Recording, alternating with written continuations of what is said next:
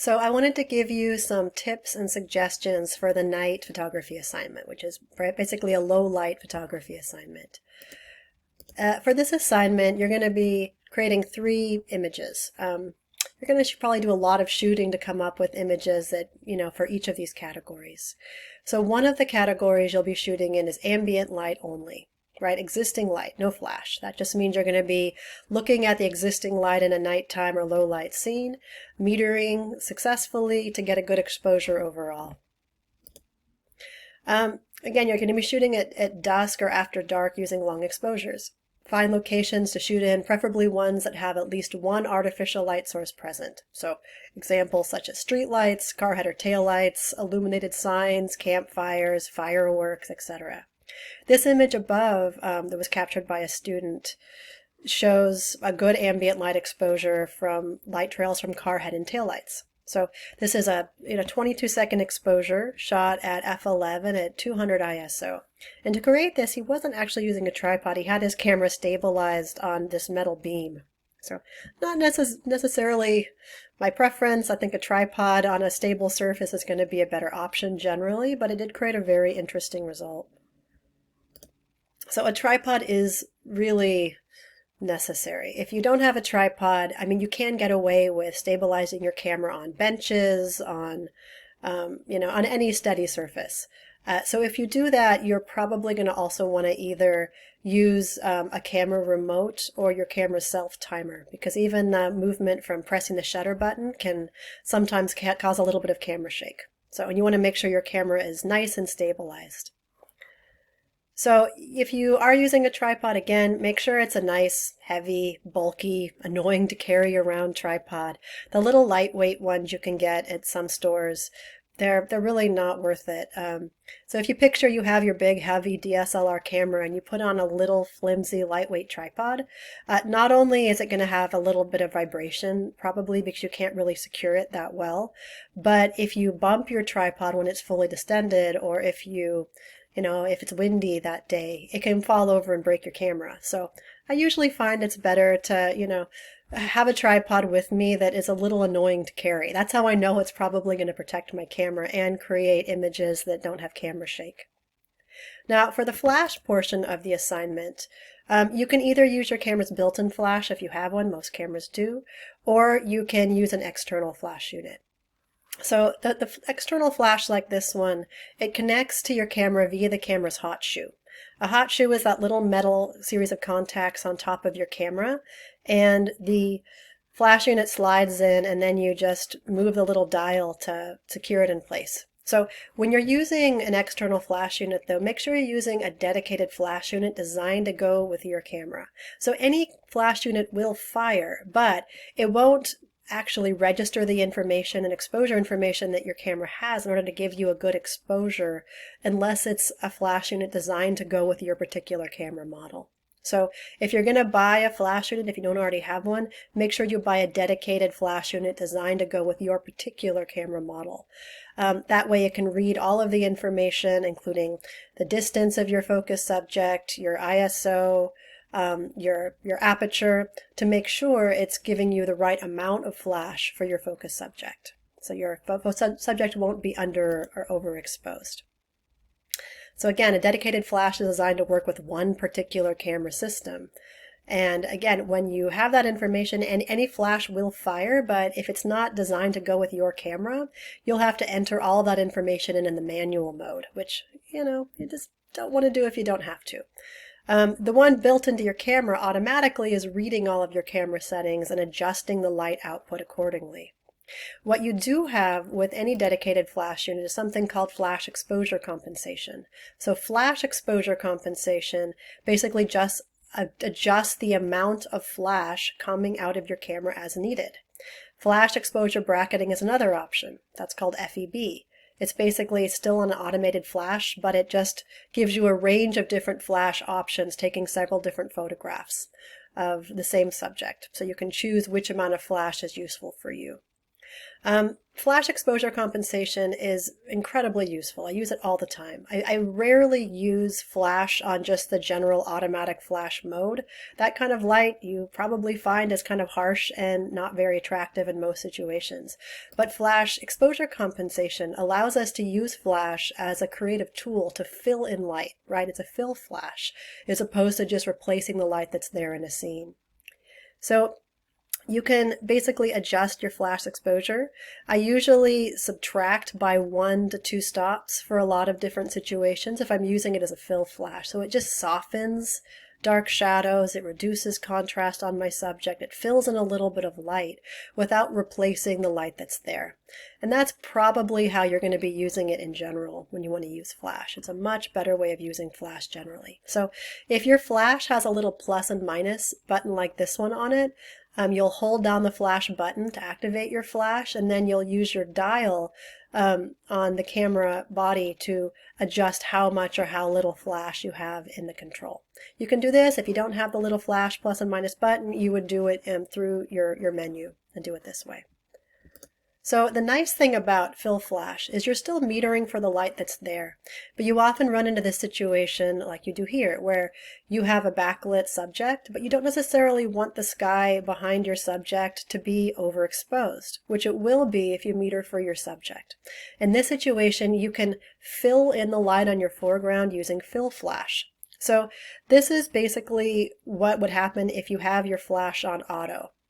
What I generally do is I dial that down by about 1 stop with flash exposure compensation, so it's just a little bit softened. Less than 2 stops, you notice it starts getting pretty underexposed for your subject. But between 1 and 2 stops, you can usually have just a little bit of light added to your foreground that softens the effect. So the flash plus ambient light is a requirement for the second photograph. So that's basically just where you're metering for an existing scene the same way you would normally, and then you're just using your flash to fill in light on a foreground subject that might be a little bit underexposed. And flash is really only effective for somewhat close subjects. The flash doesn't have that far of a reach. Usually 50 feet is about the max a flash can reach. So if you have a correctly exposed scene, you like the exposure overall for your scene, but you have something in the foreground you'd like to further illuminate, you can use the flash exposure compensation dialed down by a stop or two just to fill in a little bit of that existing light. It's a very nice way to use flash. So again, meter for the existing scene the same way you would normally, activate your flash, and use the flash exposure to select how much flash you want to fill in on a foreground subject. Again, -1 stop is usually about right. You can try -2. You can try full auto if it doesn't seem to be reaching very far, if your subject is farther away. But usually that's going to give you, a nice little fill of light in your foreground to correct that kind of exposure. So that's an example of flash plus ambient light. Here's an example for black and white. So the last photograph you're going to be demonstrating the effect of is painting with light. Now this is something that usually sounds really intimidating to people before they try it. Basically, whatever happens in front of your camera during the long exposure is going to be recorded. So painting with light is basically just adding light to a scene by using some type of external light source. It could be a cell phone light, you can put it on flashlight, it can be a flashlight, it can be a laser pointer, it can be a glow stick, it can be a kid's light up toy. Pretty much anything that emits light can be used in this category. So you would basically add it to an existing scene. That's sort of the easiest way of figuring out how you want to add light to a scene. So this student metered for the light in the scene. They put a red light bulb in one of the lights in the room to create the light source, and then they just used a pen light to write home in the foreground. So why don't you see them, right? You don't see them because as they're writing, they're moving. This is a 30-second exposure, right? So this scene filled in the light during that 30 seconds. They were only writing probably for a fraction of that time, and their body is moving during that time. There's not really much light shining on them. So as long as they keep moving, you're not going to see them in the shot. You're only going to see the evidence of the light that they're pointed towards the camera, the light that they're painting. This is a really famous early example of the technique. It was in a Time magazine spread in 1949. So this is Pablo Picasso doing light painting. So to show this effect, he basically painted a bull in the air during a long, maybe like a 30-second exposure. And the rest of the time, there was a light that was turned on and off to freeze him in motion for just a fraction of that scene. So he's, being shown at the beginning or end of the light painting. For this one, I think they opened and closed a door 3 times, and that created the light that came into the scene and illuminated him. That's why you have this ghosting effect. So it's actually pretty easy to do. You just have to understand the principle that anything that happens during that exposure, your exposure is the sum total of all things that happen during that time. So these are all student works showing various light painting techniques. Here's the technique that they have here, which is you press a shutter release, run to wherever your camera is focused, turn on your light source, draw the picture you want. You want to shine it directly into the lens if possible, but it's not the end of the world if you do. If you want to stop a line segment, like with the text here, you just either cover it with your hand. You can kind of see her hand if she's covering up the flashlight, or you just turn it on and off. And again, you have some pretty interesting light painting you can create depending on what specific effect you want. You can use a smaller light source to create a more ephemeral or lighter line. You can use a bigger light source to create a larger line.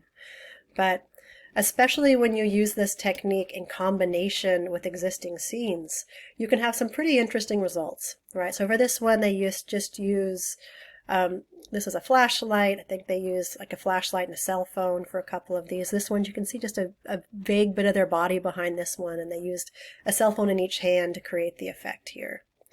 This was a sparkler that they used to create the lines around the car. So again, some pretty interesting results depending on how exactly you want to do this. It's one of the easiest ways to create really surrealistic, interesting images. This one was created by the student just kind of running all along the beach during the exposure with their, cell phone out. So this is just the cell phone as it's moving. This was also, I think, using a cell phone.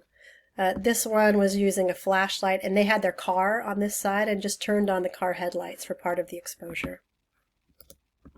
This is flash plus light painting, where they just popped their flash at the beginning of the scene, and then he ran back and used a flashlight to create light painting for the rest of it. Here's another one here. This is using glow sticks, and then I think the cell phone to create the light on her face. Okay, so again, a couple notes. Gotta use a tripod. Use your camera's self-timer or a camera remote. It's not a bad idea to buy a camera remote if you don't have one. They're just a few dollars, and they're a really useful thing to have. So don't increase ISO above 400 unless it's really, really necessary. The only time I ever increase ISO at night is really if I'm trying to freeze motion at the same time. If you're okay with blurred motion or nothing's moving in your shot, just keep it low if you can. So if you want to use a smaller aperture but your camera is out of slow shutter speeds at your desired f-stop, you can always start with a wide aperture first and meter to find a good exposure, right? Meter at your widest f-stop and just double your exposure time each time you close your aperture 1 stop until you reach your desired f-stop. For many night photographs, you're photographing a light source, which makes metering difficult. It's best to bracket your exposure.